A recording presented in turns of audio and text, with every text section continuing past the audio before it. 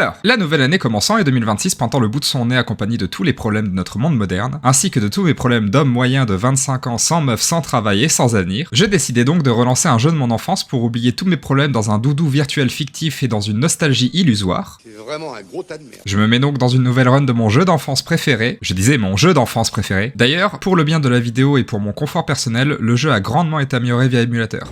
Parce que oui, de base le jeu ressemble pas vraiment à ça. Ne me remerciez pas, c'est un peu mon cadeau de Noël en retard. Alors, le jeu commence par une voix off de Samos le Sage, le petit vieux tout vert là, qui nous parle du fait qu'il demande des trucs à des cailloux, avant de faire la connaissance de Jack, notre héros, ainsi que de Daxter, son ami et casse-couille notoire, qui décide de prendre un magnifique bain vivifiant dans une cuve de pétrole, aussi appelée Écho Noir, qui a la particularité de tuer Jack quand il s'en approche, mais qui là, sur Daxter, non, ça le transforme en belette. Après être rentré et avoir passé un petit moment au rocher du geyser pour comprendre les bases du jeu, l'occasion pour Jack d'avoir un premier contact avec différents types d'échos qui ne risquent pas de le transformer en Murciidé, comme par exemple l'écho bleu, qui le fait aller plus vite. C'est une Formule 1 Ou encore l'écho verte qui fait office de vie. Jack découvrit aussi les mécamouches, des mouches télécommandées enfermées dans des boîtes qui appartiennent à Kiera, la fille de Samos qui nous demande de libérer ces mouches, et si on trouve toutes, Jack obtient une espèce de sphère aka les piles d'énergie, collectible le plus important du jeu car, en rentrant de son escapade, le sage explique à Jack et Daxter,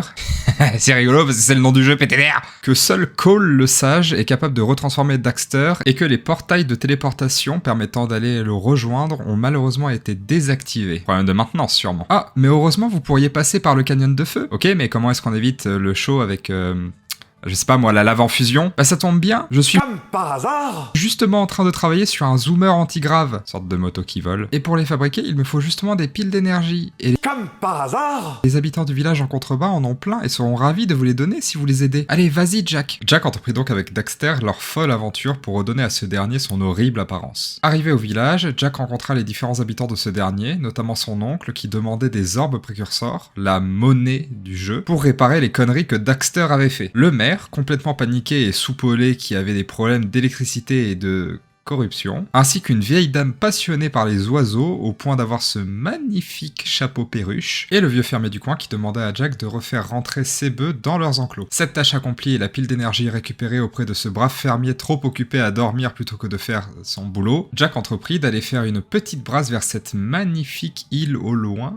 Bon, bah on va pas faire ça du coup. Jack entreprit donc, je disais, d'aller vers le temple histoire de rétablir le courant dans le village pour se mettre dans la poche le maire et faire un petit peu de corruption. Mais pour se rendre dans le temple, il fallait passer par la forêt interdite, une zone complète remplie de serpents, de grenouilles tueuses, de pointeurs du 9-4, ainsi que de lianes à pics géantes dont la source semblait provenir du temple. Après avoir fait le tour de la forêt, Jack rétablit le courant en reliant les différents faisceaux d'échos bleus vers le moulin du village, avant d'aller se farcir la corruption du temple mise sous la forme d'une plante géante fort sympathique. Bon, la forêt c'est fait, direction la plage. Le deuxième endroit dans la quête de Jack pour récupérer assez de piles d'énergie pour le zoomer fut la plage de l'autre bout du village, un endroit complètement corrompu par les lurkers qui utilisaient notamment un canon pour tirer sur Jack des poches explosifs. Et ce putain de pélican de merde qui vous vole votre pile d'énergie et qui hante encore mes cauchemars d'enfance. Après avoir débouché les collecteurs d'écho vertes du vieux, tenté de faire une omelette et chasser les mouettes, notre héros entreprit d'aller faire un petit coucou aux trublions qui utilisaient leur canon. Cette besogne enfin accomplie, Jack avait enfin toutes les piles d'énergie qu'il lui fallait pour... Bah non, qu'est-ce que tu racontes? Hein? Bah il reste toute une zone avant le canyon. Ouais non mais en fait le truc c'est que tu vois que en fait... Allez, t'as dit que tu résumais tout le jeu, oui ou non? Oui bon, allez. Bon...